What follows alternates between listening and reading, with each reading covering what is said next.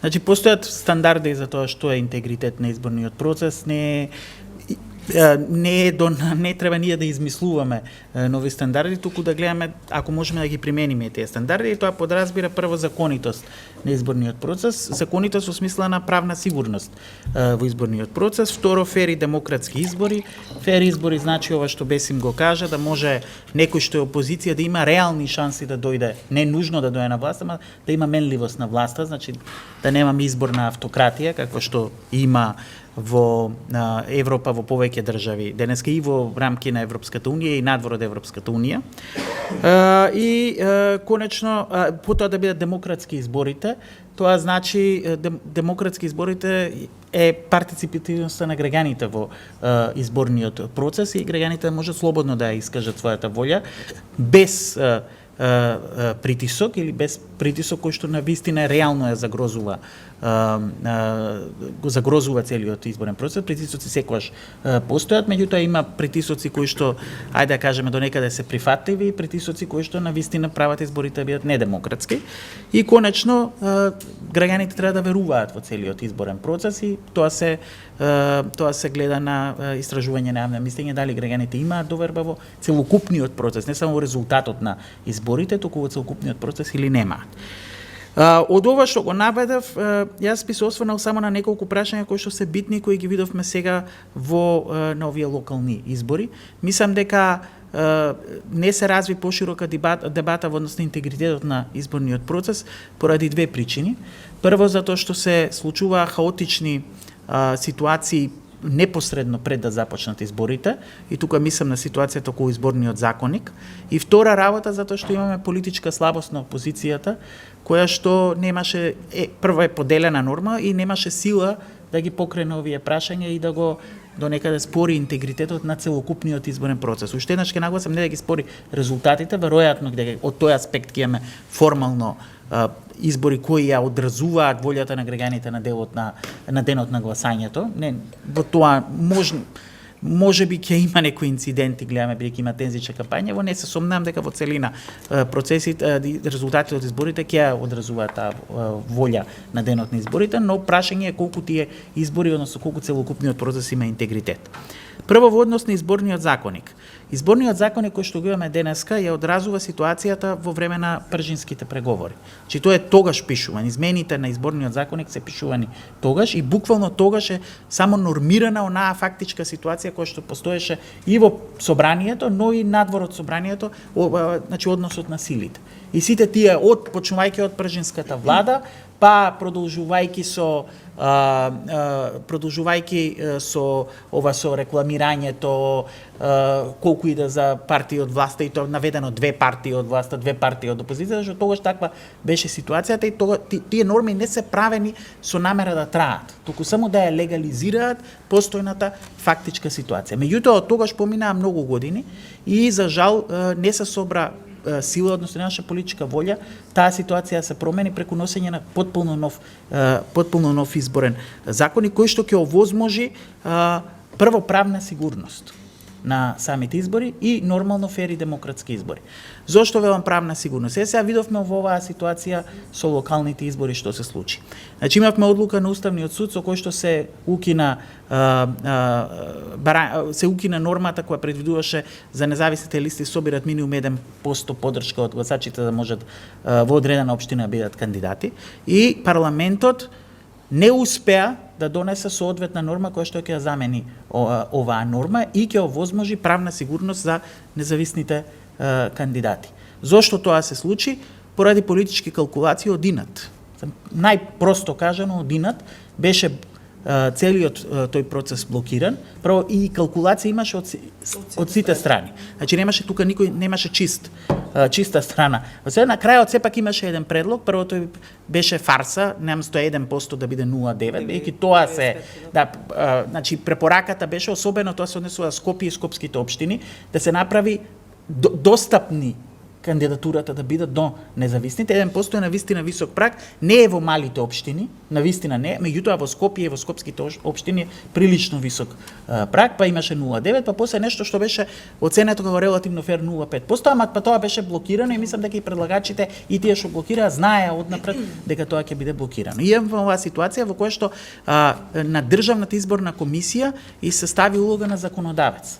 Се они логицираа, вадеа дека група е минимум 20, значи не еден не може, иако па од римското право група се смета за тројца, но добро, они идеа повеќе од еден е двајца, па затоа имаме таа за јавноста наведам чудна одредба зашто двајца треба да дадат поддршка, бидејќи тоа е минималниот број, затоа што ДИК се стави во улога на законодавец. Тоа предизвикуваше голема несигурност во оние независни кандидатски листи кои што се релативно сериозни играчи во изборниот процес, па тие идеа со регистрирање партија, бидејќи можеше лесно да се случи да имаме ситуација во која не може да се оствари нормата дека независните имаат право да се кандидираат. Од друга страна па, таа ситуација која што се создаде, отвори простор за независни ловци во матно.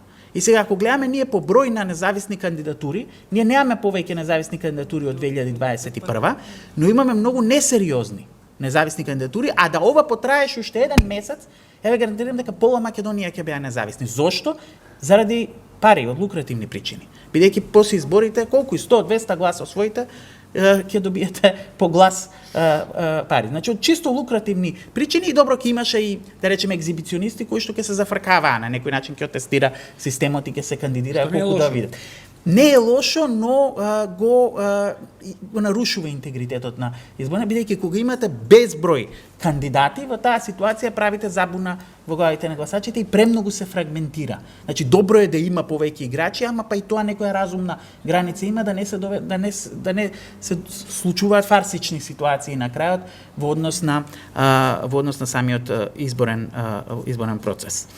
Понатаму го имаме ситуацијата со рекламирањето. И сега тогаш се направи за да биде по-фер помеѓу, бидејќи имавме буквална концентрација на власта во тогашната владеачка гарнитура на чело со Никола Груевски и нивна доминација во медиумите, се воведе ова државното финансирање и стрикна распредоба дури на платеното политичко рекламирање. Зошто? Затоа што тогашната власт имаше потполна контрола врз медиумите и они на првиот ден кога ќе го објавиат ценовникот го откупуваат целото време и опозицијата останува за пари не можеше да добие платено политичко рекламирање. И тогаш тоа беше добро одговор. Меѓутоа потоа дојдоа онлайн медиумите.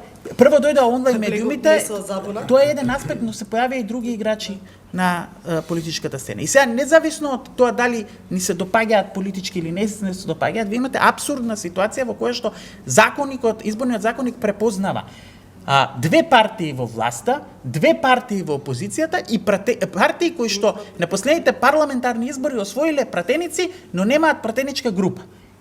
А што правиме со партии кои освоиле пратеници, формирале пратеничка група во собранието, а не се во рамките на тие две партии во власта и две партии во опозицијата? Мислам се, тоа е навистина нефер ситуација. Тоа гледате буквално како изгледа кога нормирате постојна ситуација и потоа наместо да ја промените таа, ние си продолжуваме да функционираме како да ова е 2016 година. Во фактичката ситуација. Најверојатно затоа што им одговара нели на политичките елити, на Јасно, политичките партии. ама тука се доведуваме во ситуација да кажеме дека не само што има правна сигурност, него и нефер се. Целиот процес е нефер. Пак ќе кажам, фер и демократски не е само на денот на гласањето, туку целиот процес дали фер и демократски, објективно е нефер процесот, бидејќи користејќи една норма која што е потполно анахрона, не одговара на тоа што е сега фактичка ситуација, практично на одредени политички партии им е оневозможено да имаат пристап до дури и до платено политичко рекламирање, да не збориме до она што го финансира државата. Следно е во однос на кампањата. Веќе тоа станува фраза, не сакам да повторувам она што често пати се зборува по медиумите, меѓутоа повторно ние имаме кампања за локалните избори која што се личи освен на кампања на локалните избори. Од геополитички теми се отвараат, се дискутира индината на државата во насока на тоа ќе не биде или нема да не биде и така натаму. Зошто? Затоа што политичките партии користат можноста, Сашо Ордановски тоа го кажа, мобилизација, да ги мобилизираат бидејќи се сите националистички. Сега конечно имаме комплетно националистичка кампања од сите страни и сега тоа предавници и патриоти, ама сега патриоти сите влегуваат во истиот филм и меѓу себе се обвинуваат за предавства. До 2017 барем тогашната опозиција имаше прифатено улогата на предавник и играше дека предавството, нели како што го дефинираше тогашната власт, на крај ќе донесе бенефит за граѓаните. Не сега сите се обвинуваат со тоа кој е патриот, нели патриот по наводници и кој е предавник. Посебно загрижува и ова веќе тоа е до некаде и пародија, ама ова е сериозно помеѓу албанските политички партии, каде што кампањата е со такви дискредитации, што нема да ме зачуди да се појават, се надевам, и изолирани инциденти на самиот изборен ден, меѓутоа и после изборите, бидејќи таму кампањата е сватена буквално дека кој ќе победи, тој ќе преживее, кој нема да победи, тој заминува во историјата. И тој тип на таа тензија која што постои помеѓу албанските политички партии дополнително се разгорува, односно се тура масло на огнот од страна на најголемата владеачка партија, која што терца и удира на една од албанската владеачка партија во таа кампања, со јасна цел да на гласачите албанци кои кажа без им гласаат, нели по етничка линија, им се каже немојте да гласате за овие, бидејќи овие нема да бидат секако во власта, и гласате за овие други ако сакате да имате некаков бенефит. И сега тоа можеби некој ќе каже легитимни изборни стратегии, меѓутоа мислам дека свеста што може да се случи за време на изборите, по изборите, мислам дека тука недостасува. Тоа е малку играње со оган и тоа може да предизвика таков тип на последици кои ќе бидат прилично кои што се несакани. И тука, па ви кажам, не заземам ничија страна, само анализирам што може да добиеме од изборната кампања. И тука би завршил. Јас се надевам само една констатација дека по овие локални избори политичките партии ќе соберат сила да седнат.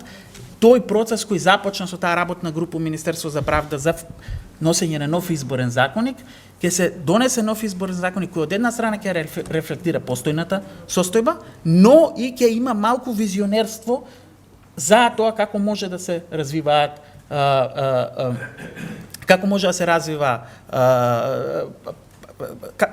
работите во стварноста и ќе донесеме закони кои што ќе послужи повеќе години и ќе овозможи барем на формално правно ниво интегритет на изборниот процес во неколку изборни циклуси во иднина. Се разбира, не може за векова да се донесе за вечност изборен законник, ама барем некој време да потрае за да може да го стабилизира барем од формално правен аспект и да не дојде до вакво префрлање на топката во кое што на крајот Државната изборна комисија, која е задолжена по закон да го спроведува изборниот процес применувајќи го законот, се најде во ситуација да носи целата одговорност и буквално да изиграва законодавец преку тоа го велиме ние правна гимнастика, односно правна еквилибристика, кај што ќе најдете некое решение кое што е, ако ништо друго, логично и во духот на нормата, но таа норма не е објективно пропишана во закон така како што треба да биде. Добро, повеќе пати во текот на моето излагање, дури сега од кога размислував, ги употребив зборовите фарса и пародија, веројатно тоа зборува и за мојот став према актуелните состојби. За жал, да, циници сме, веројатно, мислам неверојатно сигурно поради негативното искуство и меѓутоа има врска да не го пренесеме тој цинизам. Сепак треба и да задржиме на здрава доза на скепса и да не шириме па наивен оптимизам.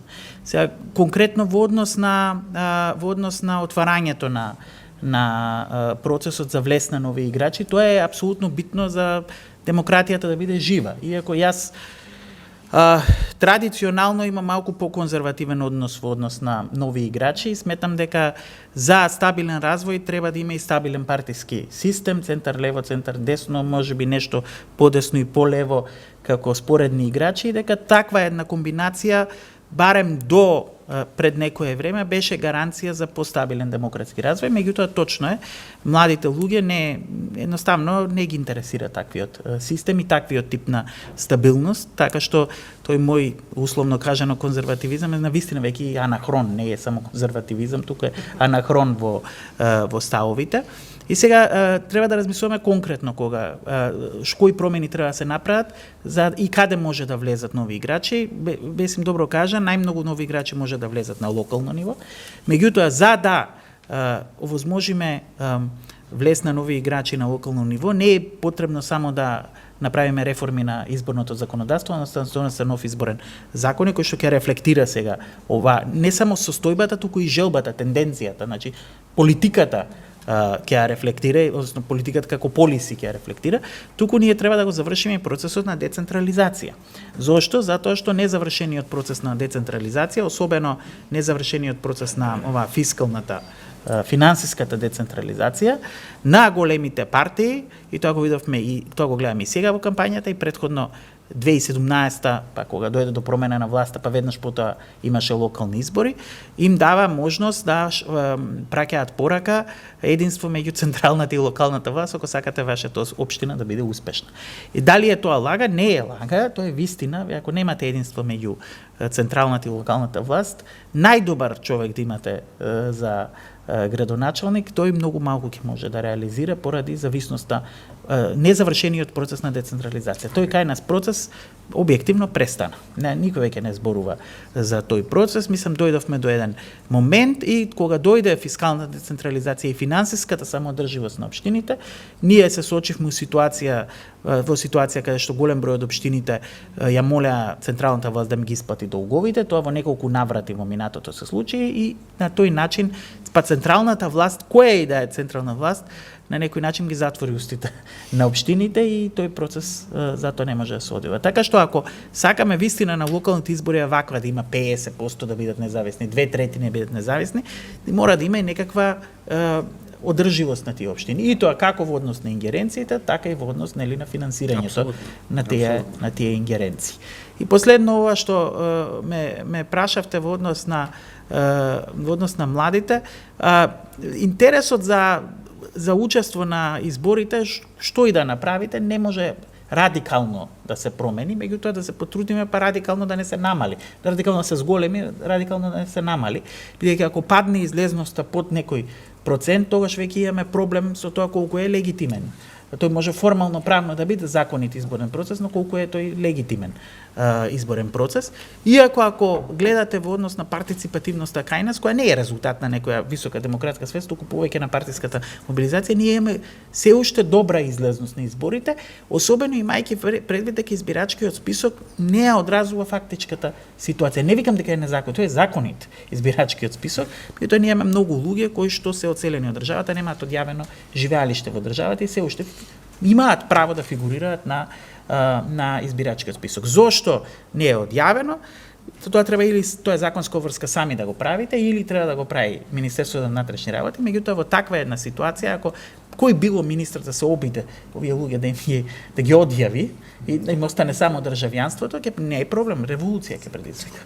Затоа што на тие луѓе ќе им се случат многу практични проблеми, бидејќи добар дел од нив имаат и имот, а второ тоа може да предизвика богами етнички тензии кај нас, бидејќи емиграцијата, нели, целиот систем кај нас функционира на проценти и може да доведе до некои дисбаланси во кои што таа тема која е административно прашање на крај ќе се злоупотреби во етнички. Гледајте го само целата дебата околу пописот и резидентно нерезидентно население. Сметате дека тоа истото може да се префрли во однос на избирачкиот список. Тоа е многу подобро да не се чепка и да се Не е подобро да не се чепка. Така делува, затоа што никој на пример не го поставува како прашање, не треба да се чепне на правилен начин, не на лош. Да не се употреби тоа како атомска бомба.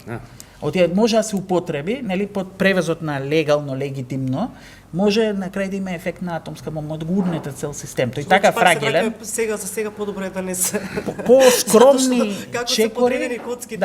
По-скромни чекори, меѓутоа и тоа прашање во еден момент ќе мора да се реши. Ние имаме повеќе избирачи од колку жители. Мислам, така.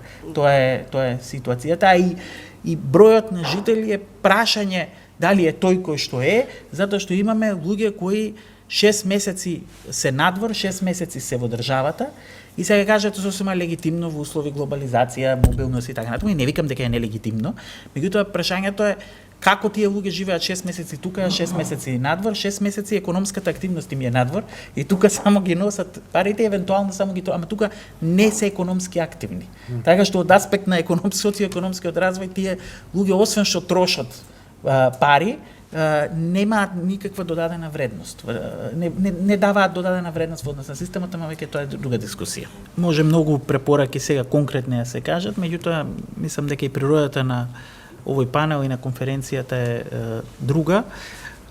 Една само препорака, тоа е дека ако сакаме да го задржиме интегритетот на изборниот процес, време е, колку и да звучи као фраза, барем малку да се надминат политичките партии и тесно партиските интереси и да создадат, ако ништо друго, барем една законодавна рамка која што ќе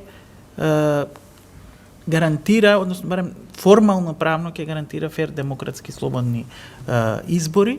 Се разбира многу ќе биде важно како тоа ќе се спроведува во стварноста, бидејќи гледаме кај нас колку дискрепанција има помеѓу декларираното и нормираното и она што како се спроведува и особено кои последици ги предизвикува во стварноста.